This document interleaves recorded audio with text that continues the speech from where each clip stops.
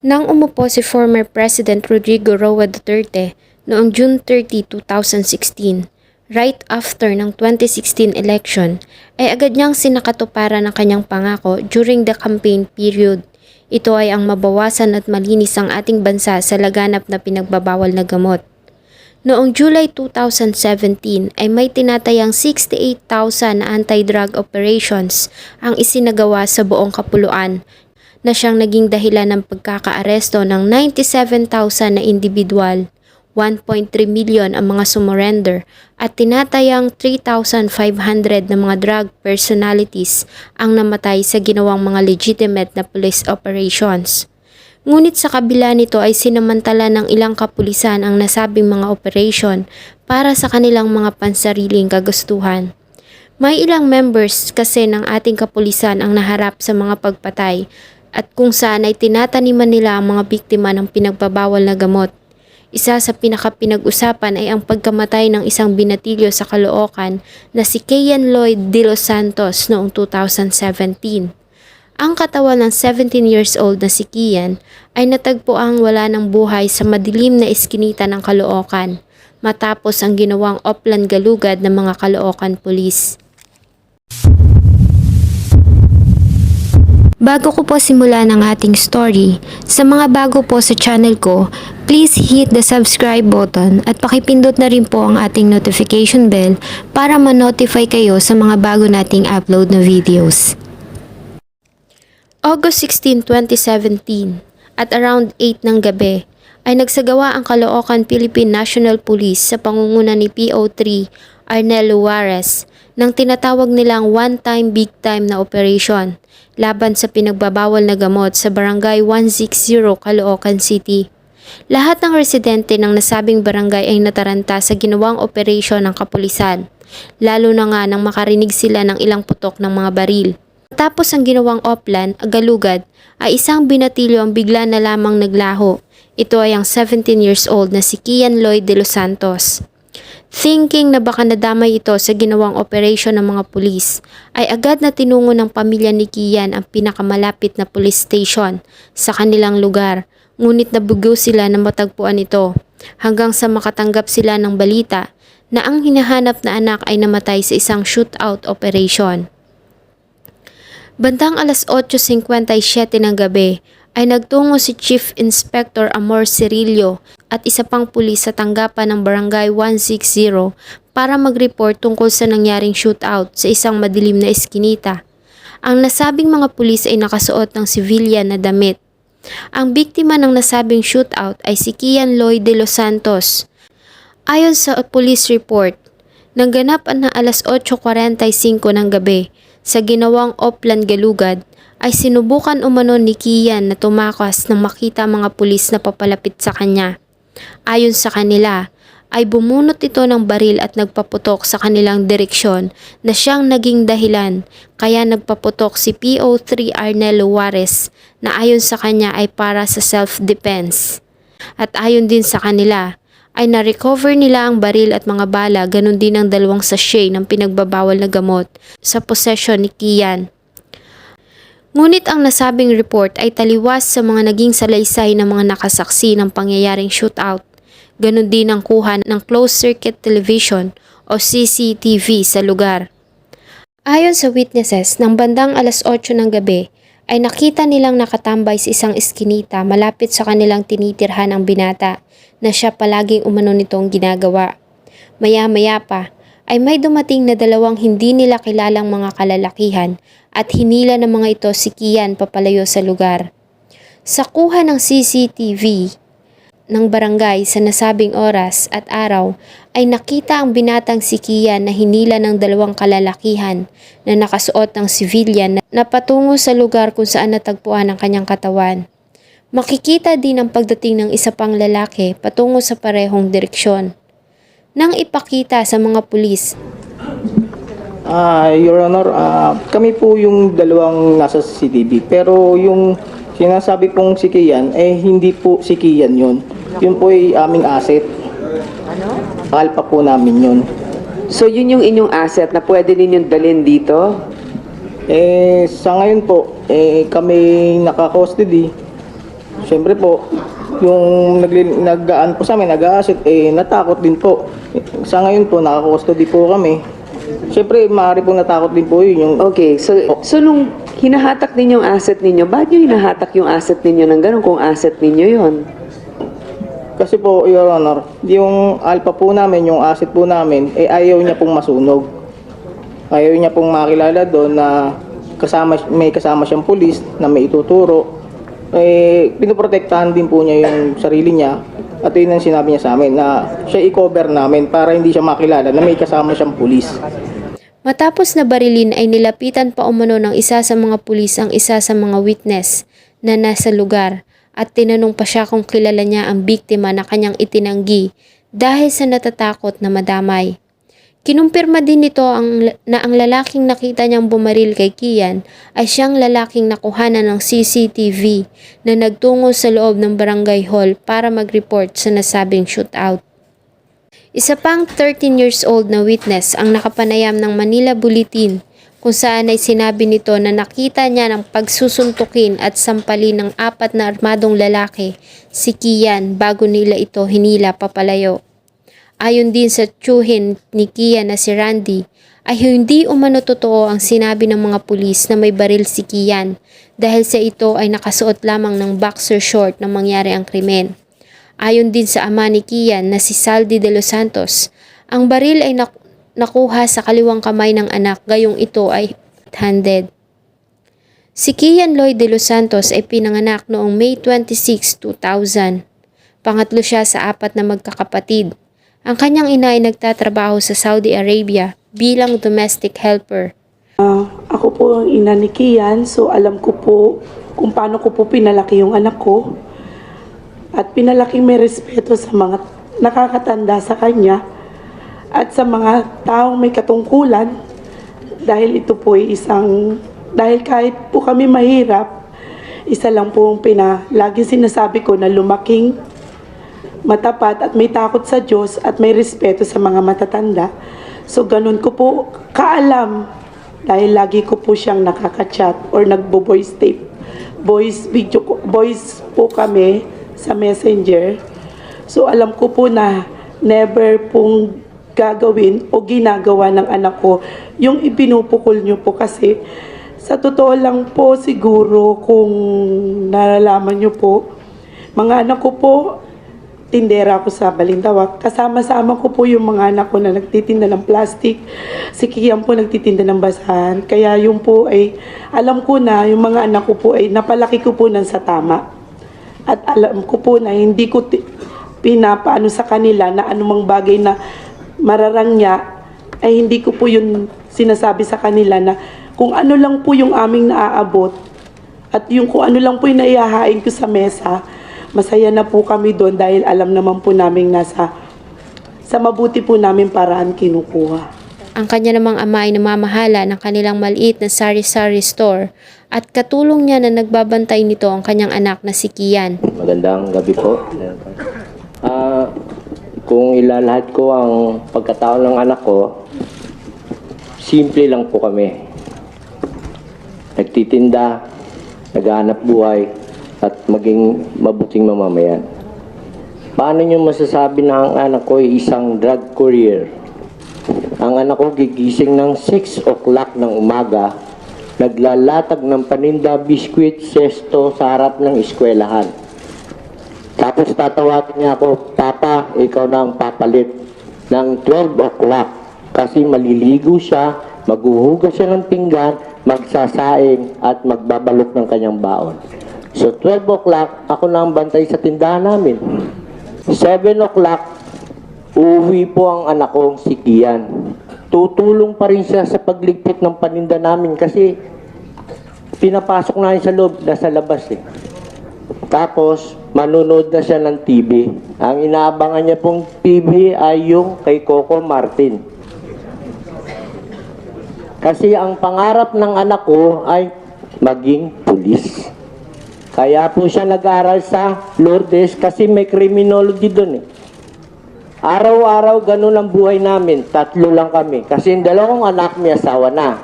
Ibolay na. Yung mama niya sa ibang bansa. Katulad sa aking asawa. 3 years po, 2 years lang ang contract. Anong ginawa niya? Idediretso ko na para magkapera tayong malaki para mapag-aral natin. Kasi siya masipag mag-aral po eh.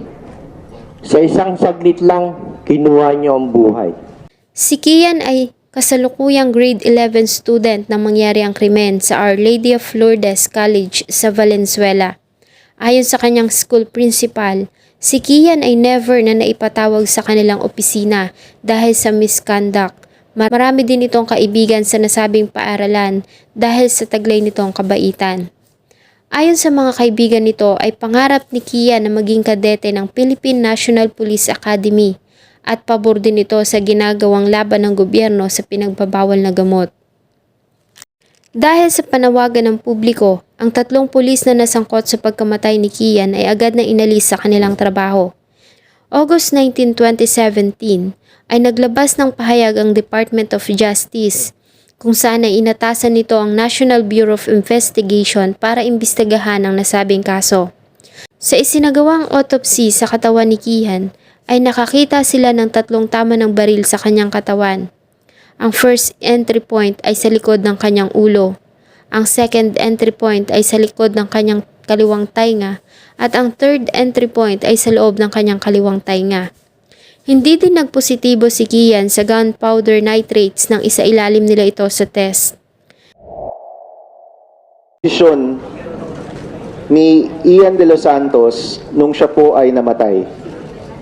Nung nakasubsub po siya at ang shooter ay nakatayo. Nakatayo. Opo, dito sa may paanan. At yung isa pong shooter ay nandun po sa kaliwang bahagi ng katawan niya. Pwede niyo po bang can you stand up? Give him some space please. Can you show us? Pakita niyo nga po kung yung bata po ay nandyan sa inyong paanan, nasaan po yung mga shooter? Nandito po sa paanan. Can you hold the mic please? You can lift it. Yung dalawa po kasi na determine namin na shooter. One is on the feet of Ano po yung posisyon ni Ian ho dito? Nakahiga. yung trajectory po kasi ay acute angle, pababa po, pero doon sa katawan niya ay paitaas. Ang posisyon po ay nakatayo yung shooter at nakasubsob na po si Kian. Nandito po sa paanan ng isang shooter, tumaril po yung una at pangalawang tama niya, yung entry, dito po sa likod at saka dito po. Pero nasa baba na po yung bata. Opo, to be able to produce that angled entry, kinakailangan po na nakatayo yung shooter at nakasubsub po prone position si Kian. Doon po sa shot made dito sa tenga po sa left ear. Almost 90 degrees po yung trajectory eh. So directly perpendicular po dito. So paano ho yun? Pakiposisyon nga po. Kung yung bata ho ay nakahiga ho, no? Opo. Paano po ginawa? Yung ulo po ay nakaganito and then yung baril po ay dito. Ang distance po ay near contact distance. Ibig sabihin po malapit po yung baril. As what I've said a while ago, sir, I noted 2 gunshot wounds on the head of the victim only. One on the left ear, and the other one at the post-auricular or behind the ears, Your Honor. Dr. Cruz, do you agree with the PAO determination na nakahiga po yung bata nung binaril? Kasi sabi ho nyo, 2 feet away, no? Yung kanila ho kasi near contact. Yung inyo po ba ay nakatayo lang? Pero do you agree na yung biktima ho ay nakahiga nung binaril or tumatakbo nung binaril? Sir, the position of the victim, he was kneeling down. He was kneeling face down when he was, based on the injuries that I examined from the victim, Your Honor. At ang pinagkaiba lang ng inyong determination, yung kanila malapit, yung isa-isa inyo 2 feet away. Yes, Your Honor. The injuries sustained on the ear and on the behind the ear, there were no tattooing, there were no soot, there were no searing, which would note that the wound is contact, near contact, or intermediate contact. So Sorry. So hindi ho kayo nagkakaiba ng findings on these 2 bullets? It's almost the same, Your Honor. Okay, Almost. so wala hong pinagkaiba. You concur with each other na ganun po yung nangyari. Okay. Naglabas din ng pahayag ang Commission on Human Rights. Ayon sa kanila, ay magsasagawa ng sariling investigasyon ng kanilang tanggapan sa NCR tungkol sa pangyayari. Ang Senate majority ay nagpasa din ng resolution para magsagawa ng probe sa nangyaring pagkamatay ni Kian Lloyd de los Santos. 21 kinabukasan ay lumabas sa kalye ang daan-daang tao at nagmarcha sila sa lugar kung saan natagpuan ang katawan ni Kian. Lahat sila ay nananawagan para sa hustisya. Tinuligsa din nila at isinisi sa gobyerno ni former President Duterte ang pangyayari dahil sa naging laban nito sa pinagbabawal na gamot. Samantala, sa isang dinner kasama ang isang journalist ay pinangako ni former President Rodrigo Roa Duterte na lahat ng pulis na may kinalaman sa pagkamatay ni Kian Lloyd de los Santos ay dapat na maparusahan. Tape doon sa TV, and I agreed that there should be an investigation. Should the investigation point to liabilities by one, two, or all, there will be a prosecution. And they have to go to jail if convicted. August 25, 2017, ang magulang ni Kian, assisted by the Public Attorney's Office, ay nagtungo sa tanggapan ng Department of Justice kung saan ay nag-file sila ng reklamo para sa pagpatay at pagtorture kay Kian laban kay Police Officer 3 Arnel Owares at Police Officer 1 Jeremiah Pereda at Jerwin Cruz. Ganon din sa Precinct Commander Chief Inspector na si Amor Cirillo para naman sa violation of domicile at ang pagtanim ng ebidensya kay Kian. August 26 ay hinatid na sa kanyang huling hinlayan si Kian Lloyd de los Santos. Sinamahan ng daang-daang nakikiramay ang pamilya ni Kian sa kanilang ginawang funeral march at huminto pa ang mga ito ng ilang minuto sa harap ng tanggapan ng Caloocan City Police Community Precinct 7 kung saan naka-assign ang mga pulis na may kinalaman sa pagkamatay nito. Mabilis din na kumalat sa social media ang hashtag Paalam Kian. August 28, 2017 ay personal na nakapanayam ng mga magulang ni Kian si former President Rodrigo Roa Duterte sa Golf Club Park ng Malacanang, kung saan ay nangako ito sa kanila para sa mas mabilis na pagresolba ng kaso. Agad din na nagsagawa ng probe ang Office of the Ombudsman para sa kaso ng pagkamatay ni Kian de los Santos dahil sa ang mga sangkot ay mga kapulisan. Isinailalim din ang pamilya ni Kian para sa state protection ng DOJ. August 31, sa binigay na report ng National Bureau of Investigation, ay sinabi nito na ang pagkamatay ni Kian ay intentional at agad na silang nagpasa ng complaint for murder at planting of evidence laban sa mga kapulisan ng Caloocan na may kinalaman sa pangyayari. September 4, 2017 ay nagsampa ng kasong administratibo ang Integrated Bar of the Philippines laban sa mga akusado na may direktang involvement sa nangyaring pagpatay. Sa Senate inquiry, ang Barangay 160 Chair na si Helica Joyce Malinaw ay nagbigay din ng statement kung saan ay sinabi nito na walang kahit na anong record of offense sa kanilang barangay documents at local social welfare at development office si Kian. Ayon naman kay noon ay PNP Chief Director General Bato de la Rosa na based sa resulta ng forensic examination ay nagkaroon ng overkill sa ginawang operasyon ng mga pulis at nagpahayag ito ng assurance na ang abuse na ginawa ng mga nasabing police officers ay hindi nila ito tolerate. September 14 ay sinimula ng Department of Justice ang kanilang preliminary investigation. October 10 ay 11 kapulisan ng Caloocan City ang humarap sa tanggapan ng Department of Justice para harapin ang ginagawa nitong preliminary investigation. Ang nasabing investigation ay natapos noong October 27, 2017. January 29, 2018 ay nakakita ang Department of Justice ng probable cause para magsampa ng kaso laban kay PO3 Arnelo Juarez, PO1 Jeremiah Pereda, PO1 Jerwin Cruz at isang sibilyan na si Renato Loveras na nag-claim na si Kian na isang runner ng pinagbabawal na gamot sa lugar. Sila ay sinampahan ng kasong murder, planting of evidence sa ilalim ng Section 29 ng Comprehensive Dangerous Drugs Act of 2002 at Section 38 ng Comprehensive Firearms at Ammunition Regulation Act.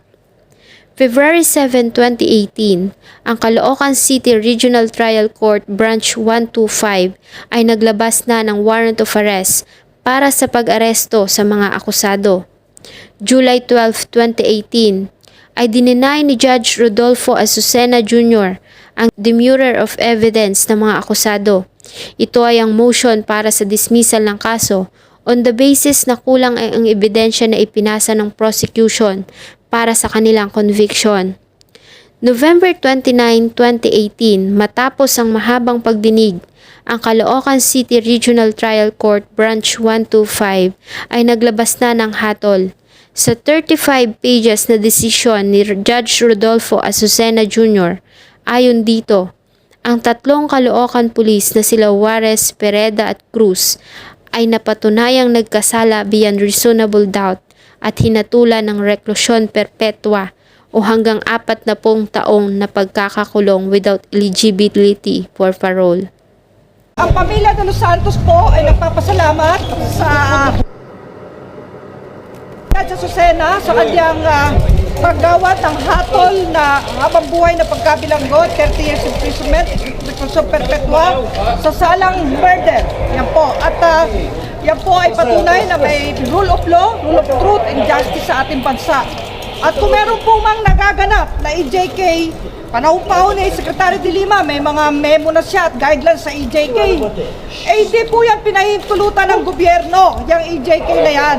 Kaya pag meron pong kapulisan o sino mang law enforcer na lumabag sa operations manual ng PNP at ng investigative body ay mananagot po sila sa batas. Sana po ay nagustuhan nyo ang isa na namang malungkot na kwento na akin pong ibinahagi. Marami pong salamat sa patuloy na pagtangkilik ng akin pong mga videos. Huwag nyo din pong kalimutang mag-iwan ng inyong saloobin at suggestion sa atin pong comment section. Thank you so much po and see you on my next video.